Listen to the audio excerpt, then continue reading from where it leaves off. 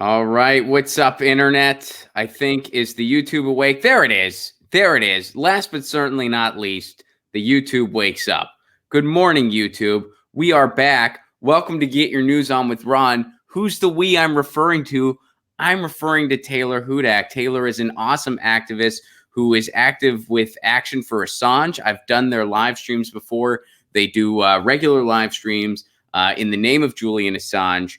And now she has a new project, One versus 5i, which is a campaign involving the New Zealand journalist Susie Dawson. And just on a quick side note, first of all, Tyler, how are you? Thanks for being here. I'm doing well. Thanks for having me on. Absolutely. But I did have, and this is a very, very light side note here, but I did have the most delicious kiwi I've ever eaten in my life very recently, because I just got back from Australia, which I know Australia is not New Zealand, obviously, but it's a hell of a lot closer than I normally am. So I had the best. I didn't know they could taste that good. Have you ever been to Australia or New Zealand?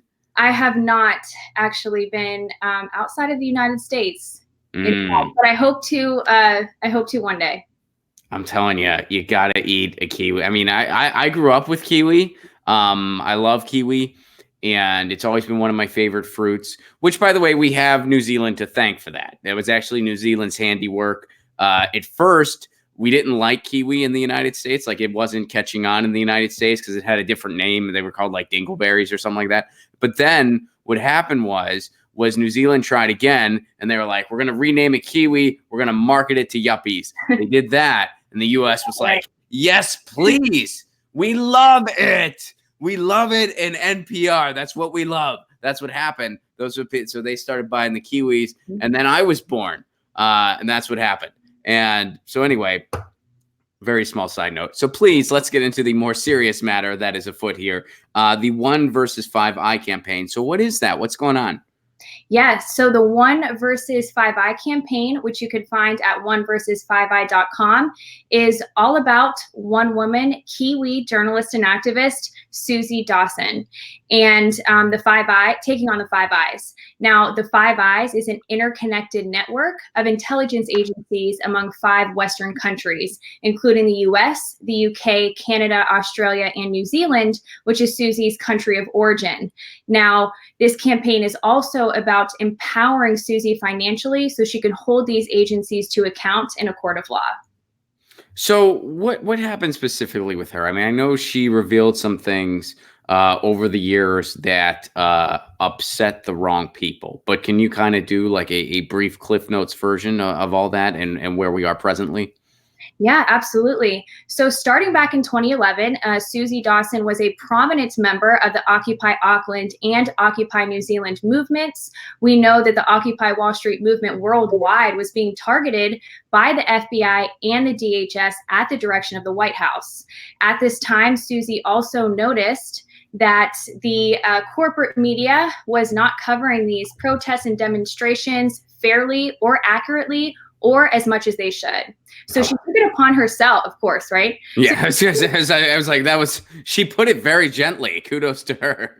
Yeah, the coverage was absolutely abhorrent. And then that goes into, anyway, no, we'll talk about that later. Please finish the summary. Yes. So she was a very prominent member of this movement. And like I was saying earlier, she noticed that it was not being covered accurately at all. So she took it upon herself to start documenting what was happening. So she kind of fell into journalism accidentally.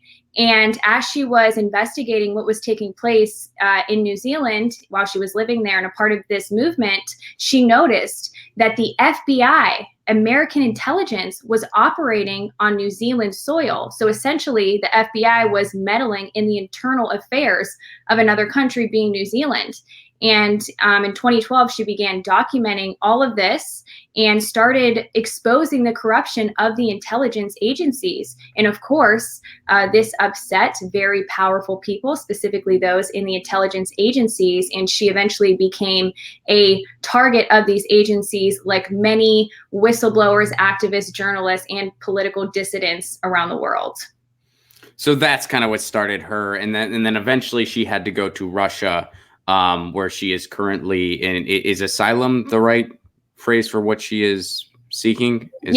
So she has been in Russia for several years now, since 2015. And to backtrack a little bit, this targeting of her was so severe in New Zealand. It started out with breaking into her home. It began with just sabotage and tampering with her vehicle. Throughout this entire time, she was documenting everything that she was experiencing on social media. And of course, she continued. Yeah, didn't they, not to cut you, you lagged for a little bit there. Didn't they cut her brakes at one point? Wasn't that one of the things that they did? Yes. Jeez, yes. That's insane. It is insane. So the targeting started to escalate over the years. And essentially, it became so severe that she did seek redress in New Zealand. She went to the police and told them what was happening to her. And they said to her, as long as you continue on with your activism work and your journalism, this will continue happening to you. So she eventually had to make the very difficult decision to leave New Zealand and seek temporary asylum in Russia. And she also just reapplied for temporary asylum and is expecting a decision to be made on that very soon. Does that have anything to do with this campaign, or is this something totally different? Like the asylum seeking? It is a related component, but ultimately this campaign is all about bringing awareness to what these intelligence agencies do, and also advocating for transparency within these intelligence agencies and accountability. And she intends on doing this by holding them to account in a court of law. Now, you may be thinking, and your viewers may be thinking, this sounds like a very bold action, and perhaps it is. However, Susie Dawson is being represented by international human rights attorney Craig Tuck. Craig Tuck is also a member of Julian Assange's legal team. And Craig Tuck actually traveled from New Zealand to Moscow, Russia, where Susie is located, to review the facts of her case. And he even said that if Susie's asylum is not granted, the system is broken. And in addition to that, she's also being represented by a Russian asylum attorney. And her Russian asylum attorney said, quote, that any one thing that Susie has experienced can be explained another way, but all of it cannot be, end quote. And that's in reference to the targeting. So what type of confidence do they have that, I mean, are there any concerns that they're not going to get a fair shake here? Well, just recently, an individual that Susie worked with closely while she was in New Zealand, and an individual who was experiencing the same forms of targeting that she had, actually just had a successful lawsuit against the New Zealand police. This is now the third successful lawsuit in New Zealand. So that sets a really important precedent for her case. And then once she takes her case up, that'll also set a unique and special precedent for others who are experiencing the same forms of targeting that she is experiencing. Now, like I said, Susie is not just one isolated incident. This happens to many people around the world. For example, Susie was another prominent member of anti-TPPA activism while she was in New Zealand. And another activist who's in America that she did not know, both of these women did not know each other. This activist in America was also a very key member of the anti-TPPA movement. They were able to find each other and connect because at the same time, they were experiencing the same exact forms of targeting, even though they were in different countries on opposite sides of the world. So that shows. Mm-hmm. Okay, so, and the TPP, despite what Barack Obama told me, wasn't awesome? No, it's not. But the point is that this shows that this is a systemic effort to use the same methods of targeting around the world. Mm-hmm. Well, yeah, in the Occupy movement, you know, you talked about how she exposed just how ridiculous the coverage was. You know, the anatomy of how social movements are covered in the corporate media. I mean, there's been people on uncovering that in the United States since the 60s. And they followed the same formula, starting from SDS, going all the way up through Occupy and beyond. You know, they did the same thing to convergence. They did the same thing. They're doing the same thing to environmental movements now. They follow the same formula of, you know, trivializing it and then trying to minimize it and then trying to just squash it out entirely. And they follow that formula to a T in Occupy. They follow it to a T with anti-fracking movements. And has Susie noticed that in other parts of the world as well? Is it a similar formula in New Zealand and elsewhere? Yes, it's very similar for within the Five Eyes countries. And again, that includes the US, UK, Canada, Australia, and New Zealand, which is the main focus of this campaign.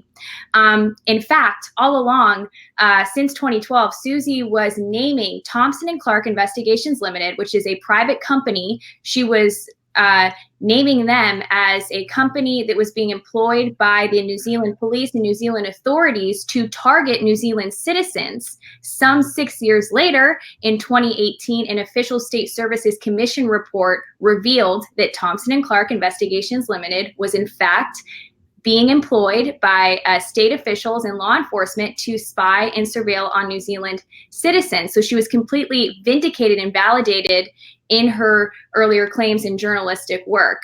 She had been saying all of this for 6 years, and eventually in 2018, this official report came out to provide some validation to these claims. No, we just had a viewer question pop up. That's a very good question, and I want to ask it. So this is from AV Sullivan 1. AV, thank you for this. I heard The Intercept has taken its archive of Snowden docs offline. I'm not sure if that's true or not, but I did hear that as well. But the question from AV Sullivan, is Susie still providing them, the Snowden documents? No, I do not. No, she's not. Okay. She's providing documents. Okay. All right, cool. Yeah, no, I was curious about that. So Action for Assange, can we talk about that a little bit too? Yeah. So how did that kind of come about? I mean, I know first there were the Unity for J streams, and then this has sort of been like an off branch of that. Is that correct?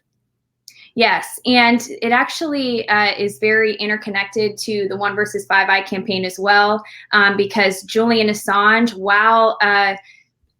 while Susie was in New Zealand, since 2014, Julian Assange was circulating and advocating Susie's work on social media. And Susie was one of a very small number of New Zealand journalists whose work was actually being circulated by Julian Assange and by WikiLeaks up until his internet access was cut off in 2018. But yes, Julian Assange, I'm a big advocate of his and for issues related to free speech and free press, which is also a big component to the One versus Five Eye campaign. Basically, I co-founded Action for Assange with Andrew Smith. We kind of met each other on accident and realized that we met each other on a podcast actually, and we realized by the way we were speaking to each other that we were both from Ohio and possibly the same region of Ohio. And so I reached out to him and said, why don't we, start something and really take some initiative here. And so we did that. And then it was his idea to then start picking up on the vigils since Unity 4J ceased doing the vigils. So now it's myself, Andrew Smith, Christy Doff, and Steve Poikinen of Slow News Day Show, who co-host these vigils together, which are held every Wednesday evening at 10 p.m. Eastern Standard Time, where we just bring awareness to issues related to free speech, free press, and also update people on factual information about Julian Assange. A big part of our method is to hold people accountable for choosing to talk about Julian Assange or choosing to not talk about Julian Assange and shed light on his case, and also to correct misinformation that we often see spread by the corporate and mainstream media. So where can people go? Once again, please give all the plugs here. Where can people go to learn more about the One versus Five Eye campaign and Action for Assange? Yes, so to learn more about the One versus Five Eye campaign, you can visit 1versus5i.com. That's the number 1, the letters VS, the number 5, the letter I.com. You could also follow the campaign on Twitter at 1versus5i. And you can also donate to the campaign at 1versus5i.com/donate. And it's important to remember that this initiative does impact everybody. People think that these intelligence agencies are just surveilling people who are journalists, activists, or political dissidents, when in fact, it's really everybody that is being targeted specifically with mass surveillance. Within the past 20 years, we have seen that increase dramatically. And we know from their own documents, the intelligence agency's own documents explicitly state that they are controlling and manipulating every aspect of human society. That is political, governmental, technology, also the media. And for example, in one of the Snowden documents, there was discussion about who was going to win the election, whether or not that would be if they would prefer a left-wing individual to win or a right-wing individual. And in fact, what was conveyed in these documents was that it doesn't really matter who wins the election in their political affiliation, because ultimately that will not impact the military agreements that are made between countries. So ultimately, unfortunately, basically all of the politics that we're seeing, a great majority of it is just political theater. And I know we hear that term being thrown around a lot, but these documents tell us that. So I encourage everybody to educate yourselves and go to Susie's YouTube channel. It's Susie3D. She has a Decipher You series on there with Elizabeth Voss, where they talk about these documents in particular and the various methods that are used. And then also, as a part of the 1versus5i campaign, Susie held 10 episodes of these teach-ins where she talks about the methods that are employed by the spies and how you can be aware of the certain methods that they use, because ultimately these intelligence operatives are all trained by the same people. They're trained by the same manuals, and their methods are all the same. And if you know these methods, you will be able to spot their tactics because they're all the same. And so education is also a very important component to this entire campaign as well. So do remember that these people who work for these intelligence agencies have so much control, and we can't vote them into office and we can't vote them out of office. And they know that and they abuse that, but we can vote against them with our dollars by donating to Susie's campaign. Again, at 1versus5i.com/donate. And then also we have a Discord server that has assembled with so many wonderful activists and people who really care about to work on this campaign. So if you want to have a more active role and be involved, you can also visit 1versus5i.com/Discord. All right. Thank you very much for doing this, Taylor. I appreciate it. All right. Thank you so much for having me. All right. Cheers.